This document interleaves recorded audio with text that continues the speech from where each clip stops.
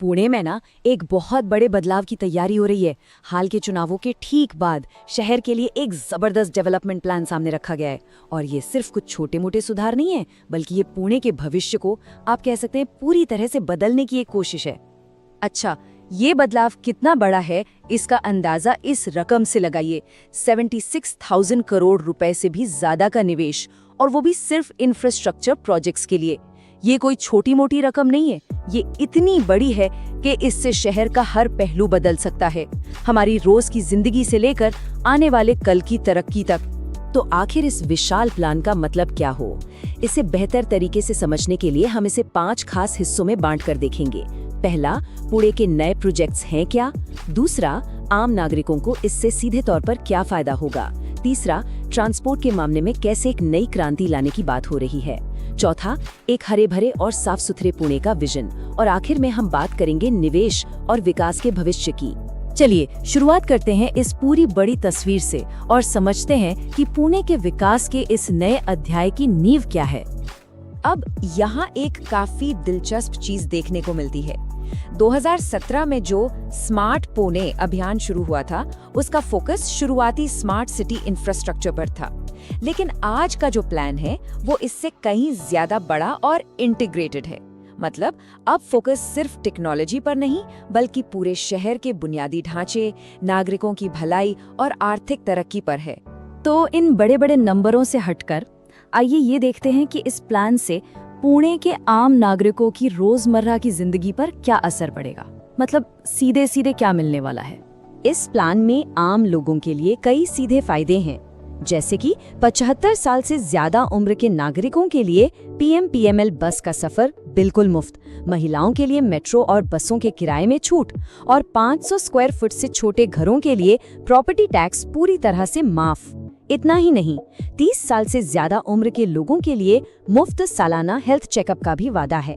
ये वो कदम है जिनका सीधा असर लोगों की जेब और सेहत पर पड़ेगा।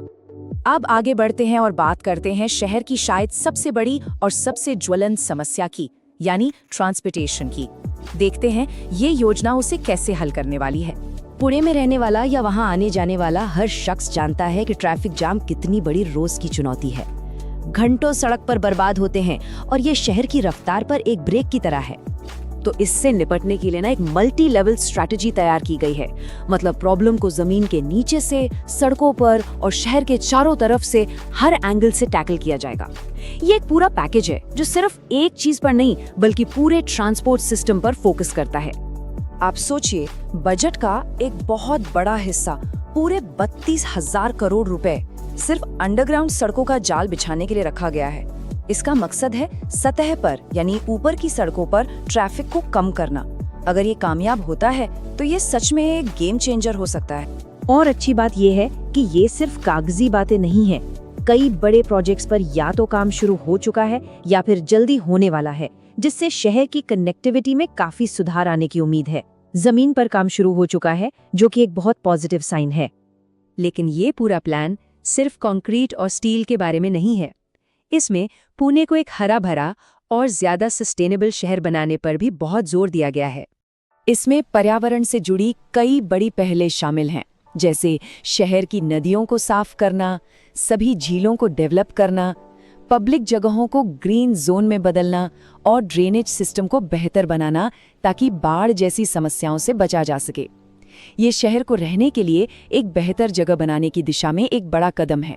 और इस सब के पीछे एक बड़ी और शानदार सोच है, पुणे की पहचान को उसके पानी के स्रोतों के इर्द गिर्द फिर से बनाना, उसे झीलों के शहर के रूप में एक नई पहचान देना। ये सिर्फ साफ सफाई नहीं है, ये शहर को एक नया कैरेक्टर देने की बात है। चलिए अब आखिर में देखते हैं कि ये सारे प्रोजेक्ट्स पुणे को निवेश और आर्थिक विकास का एक बड़ा सेंटर बनाने में कैसे मदद करेंगे। एक बहुत ही जरूरी बदलाव जो देखने को मिल रहा है वो है सोच में। अब सिर्फ चुनाव जीतने के लिए घोषणाएं करने के बजाय काम को पूरा करने पर फोकस है। और ये एक ऐसा विश्वास बनाने की कोशिश है कि जो कहा जाएगा वो किया भी जाएगा। इस आर्थिक तेजी का एक साफ संकेत है 2025 और 2026 के बीच 100 से भी ज्यादा नए लॉजिस्टिक पार्क्स बनाने का प्लान। ये एक बहुत बड़ा कदम है जो पुणे को देश का एक जरूरी लॉजिस्टिक्स हब बना सकता है। तो सबसे ज़रूरी बात ये है कि ये पार्क सिर्फ गोदाम नहीं होंगे, इनसे पूरी इकोनॉमी में एक ज़बरदस्त तेज़ी आने की उम्मीद है। ये नया इन्वेस्टमेंट लाएंगे, हज़ारों नौकरियां पैदा करेंगे, महाराष्ट्र के एक्सपोर्ट को बढ़ाएंगे और पुणे की इकोनॉमी को और मजबूत करेंगे। और लॉजिस्टिक्स के अलावा भी बहुत कुछ है। एयरपोर्ट के पास एक विशाल भारत मंडपम जैसा एग्जीबिशन सेंटर, एक्सप्रेसवे के पास एक नया डेटा सेंटर और कई नई टाउनशिप्स।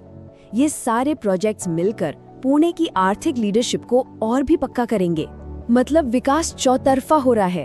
अच्छा, इन सब प्रोजेक्ट्स को तेजी से आगे बढ़ाने के पीछे एक खास वजह है जिसे यूनिफाइड गवर्नेंस कहा जा रहा है। आसान भाषा में इसका मतलब है कि म्युनिसिपल कॉरपोरेशन, राज्य सरकार और केंद्र सरकार के बीच बेहतर तालमेल। और जब सरकारी एजेंसियां मिलकर काम करती हैं तो प्रोजेक्ट्स को मंजूरी मिलना और उन पर काम होना दोनों ही तेज हो जाते हैं। तो ये एक बहुत बड़ा और व्यापक ब्लूप्रिंट है जो पुणे को पूरी तरह से बदल सकता है। ये हमें एक आखिरी सवाल के साथ छोड़ जाता है कि आने वाली चुनौतियों और मौकों के बीच पुणे का भविष्य आखिर कैसा दिखेगा।